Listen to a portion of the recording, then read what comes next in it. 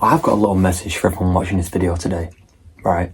And it was something I seen on a video on Instagram, and it's really sort of, reconciled me a little bit.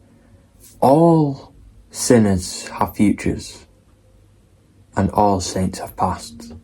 And I want to use biblical examples as well as just examples in Christian theology and faith. The example from this video was the example of Saint Mary of Egypt.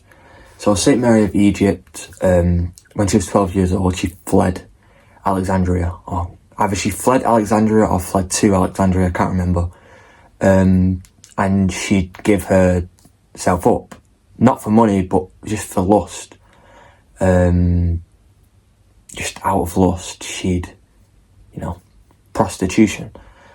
And she went to Jerusalem, not to seek, God or anything like that. It was just to find more men.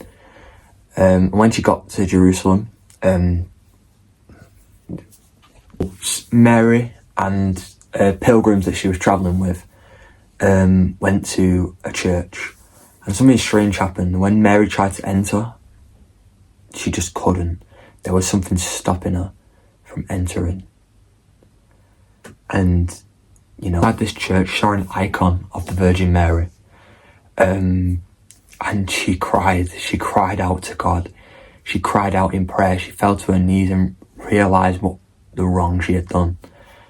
And from there, she devoted her life. And, what's the moral of this? Mary, Saint Mary of Egypt, a prostitute who would give herself up for lust, simply for self-pleasure, rather than desperate need, turned from that life and turned to God.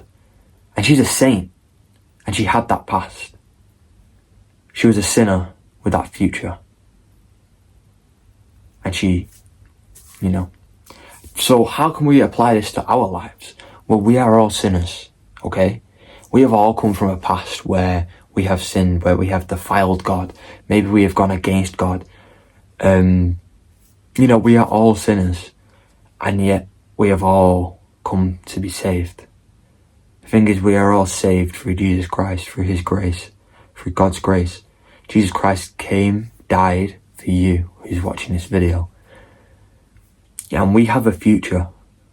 We have a future in Christ. Although we sin, we are shaped by God into a follower of him. Because we don't go to Christ and clean ourselves before we get to him. No, we go to Christ and he cleans us.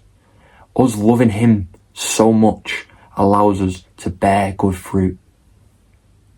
Jesus is the vine. We are the branch, and we need that vine so that we may produce good fruit.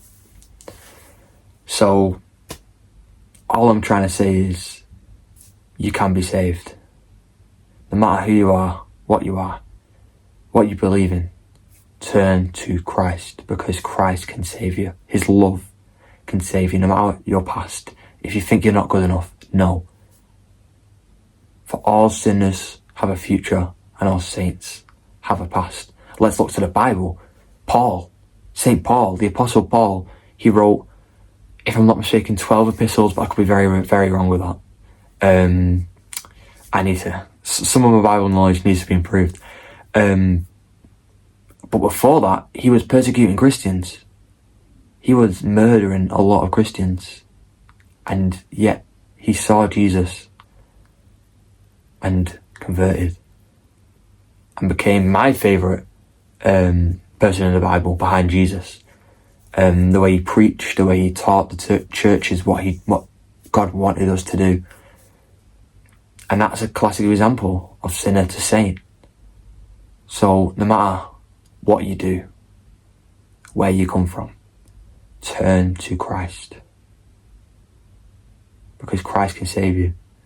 Christ can turn you into that perfect saint. Not the perfect, you know what I mean? Christ can turn you into that saint. And can change you from sinner to follower. Christ is King. God bless.